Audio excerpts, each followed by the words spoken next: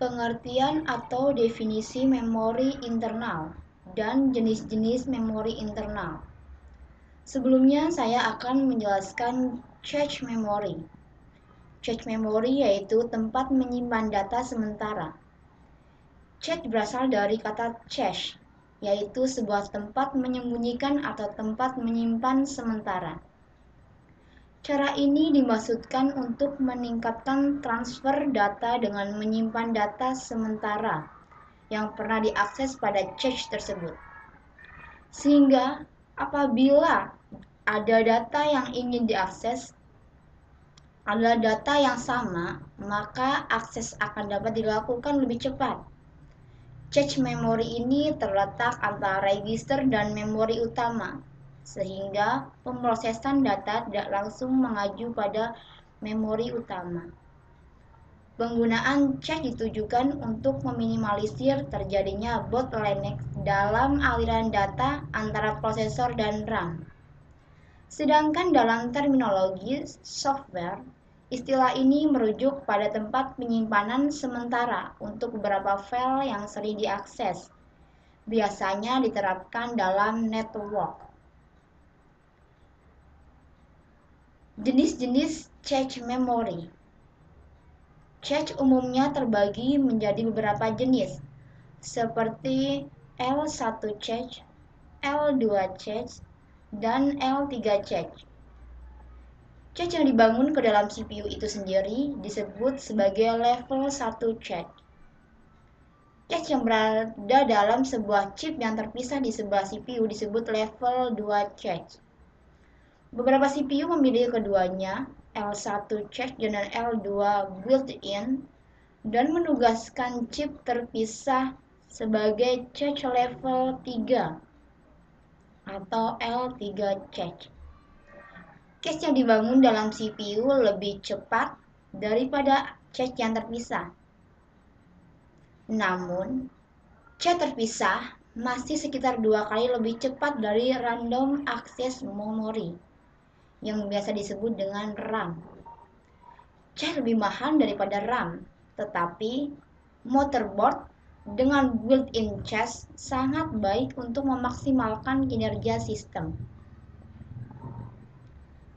Di sini saya akan menjelaskan fungsi dan manfaat cache memory.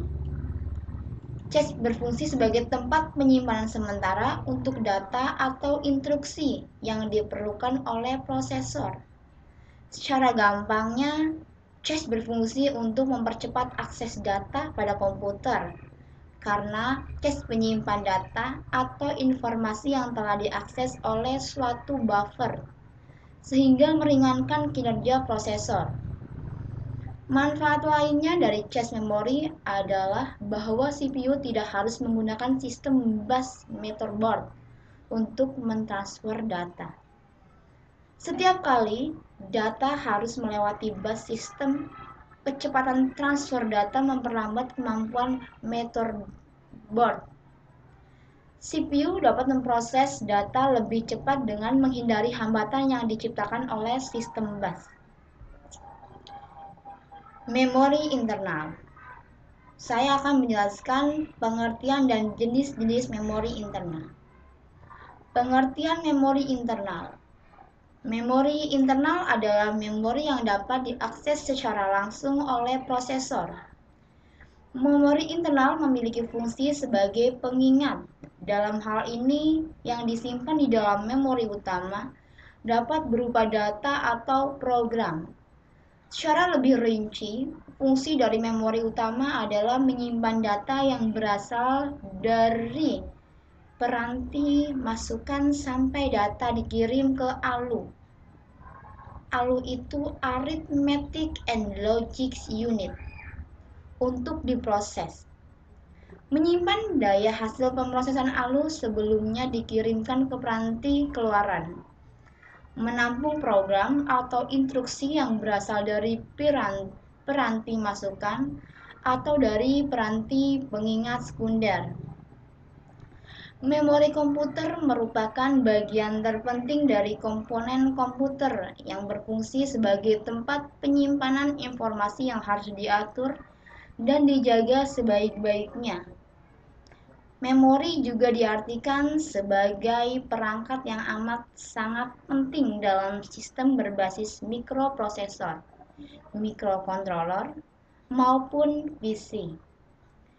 Memori digunakan untuk menyimpan data baik yang digunakan sebagai program maupun sebagai penyimpan data yang diproses oleh CPU. Pengertian menurut istilah, memori biasanya merujuk pada media atau tempat untuk menyimpan data, yang dapat dikatakan bahwa memori merupakan perangkat keras yang khas, digunakan untuk menyimpan data atau informasi yang dapat dibaca atau diambil kembali saat diperlukan. Pada komputer, program software yang sedang dijalankan atau dirunningkan dan data yang sedang diproses disimpan di dalam memori selama program tadi masih aktif bekerja. Memori itu sendiri sebenarnya terdiri dari kotak-kotak untuk menyimpan data atau karakter. Masing-masing kotak tersebut memiliki alamat atau address sendiri. Dengan menggunakan address, inilah CPU dapat membaca dan menulis data pada memori. Kecepatan pergerakan data keluar masuk memori biasanya sepadan dengan kecepatan kerja CPU itu sendiri. CPU dan memori merupakan bagian yang tak terpisahkan dari sebuah komputer. Secara fisik, hardware kebanyakan memori berupa chip semikonduktor. Sampai sekarang, terdapat banyak jenis memori yang masing-masing mempunyai sifat atau karakteristik yang khas, walaupun seluruhnya tetap memiliki tugas pokok atau fungsi pokok, yaitu menyimpan data.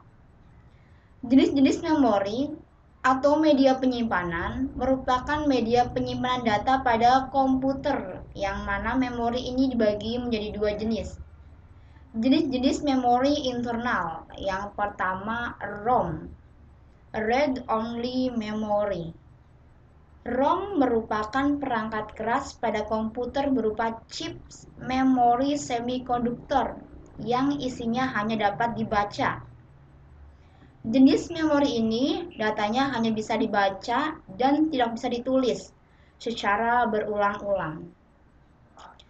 Memori ini berjenis non-volatile, artinya data yang disimpan tidak mudah menguap atau menghilang, walaupun satu dayanya dimatikan. Karena itu, memori ini biasanya digunakan untuk menyimpan program utama dari suatu sistem. ROM pada komputer disediakan oleh vendor komputer dan berisi program atau data. Di dalam PC, ROM biasanya disebut BIOS, Basic Input atau Output System, atau yang disebut ROM BIOS. Instruksi dalam BIOS inilah yang akan dijalankan oleh mikroprosesor ketika komputer mulai dihidupkan. Sampai sekarang dikenal beberapa jenis ROM yang pernah beredar dan terpasang pada komputer.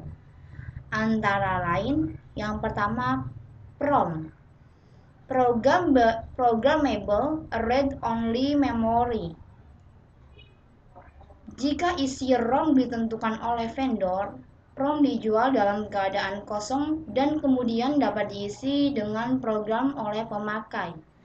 Setelah diisi dengan program, isi ROM tak bisa dihapus. Yang kedua, EPROM, Erasable Programmable Read-Only Memory. Berbeda dengan PROM, isi EPROM dapat dihapus setelah diprogram. Penghapusan dilakukan dengan menggunakan sinar ultraviolet. Yang ketiga, EEPROM, Electrically Erasable Programmable Read-Only Memory. EEPROM dapat menyimpan data secara permanen, tetapi isinya masih bisa dihapus secara elektris melalui program. Salah satu jenis EEPROM adalah flash memory. Flash memory biasanya digunakan pada kamera digital, konsol video game, dan chip BIOS. Yang kedua, RAM. Random Access Memory. RAM merupakan jenis memori yang isinya dapat diganti-ganti selama komputer dihidupkan dan sebagai suatu penyimpan data yang dapat dibaca atau ditulis dan dapat dilakukan secara berulang-ulang dengan data yang berbeda-beda. Jenis memori ini merupakan jenis volatile, mudah menguap, yaitu data yang tersimpan akan hilang jika satu dayanya dimatikan. Karena alasan tersebut, maka program utama tidak pernah disimpan di RAM. Random artinya data yang disimpan pada RAM dapat diakses secara acak. Modul memori RAM yang umum diperdagangkan berkapasitas 128 MB, 256 MB, 512 MB, 1 GB, 2 GB, dan 4 GB. RAM dibagi lagi menjadi dua jenis, yaitu jenis statik dan dinamik. RAM statik menyimpan 1 bit informasi dalam sebuah flip-flop. RAM statik biasanya digunakan untuk aplikasi-aplikasi yang tidak memerlukan kapasitas memori RAM yang besar. RAM dinamik menyimpan 1 bit informasi data sebagai muatan. RAM dinamik menggunakan kapasitas gerbang substrat sebuah transistor MOS sebagai sel memori elementer. Untuk menjaga agar data yang tersimpan RAM dinamik tetap utuh, data tersebut harus disegarkan kembali dengan cara membaca dan menulis ulang data tersebut ke memori. RAM dinamik ini digunakan untuk aplikasi yang memerlukan RAM dengan kapasitas besar, misalnya dalam bentuk sebuah komputer pribadi atau PC. Jenis-jenis RAM. Yang pertama, DRAM, Dynamic Random Access Memory. DRAM adalah jenis RAM yang menyimpan setiap bit data yang terpisah dalam kapasitor dalam satu sirkuit terpadu.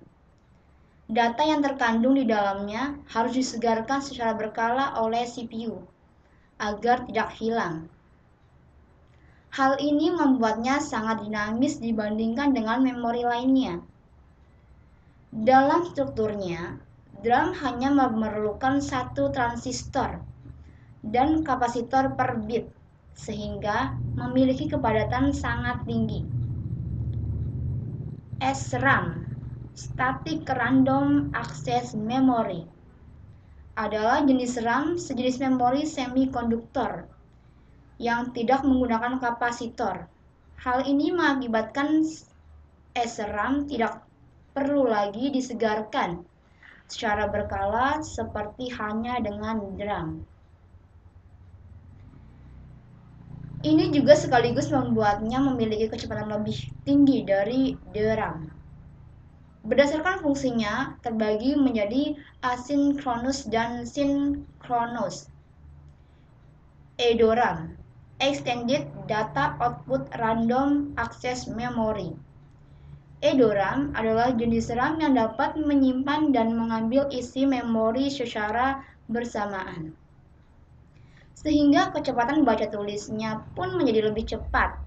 Umumnya digunakan pada PC terdahulu sebagai pengganti Fast Page Memory atau FPM RAM. Seperti FPM DRAM, EDORAM memiliki kecepatan maksimal 50 MHz. EDORAM juga harus membutuhkan L2 cache untuk membuat semuanya berjalan dengan cepat.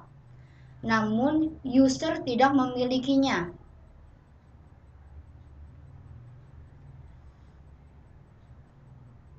Pengertian menurut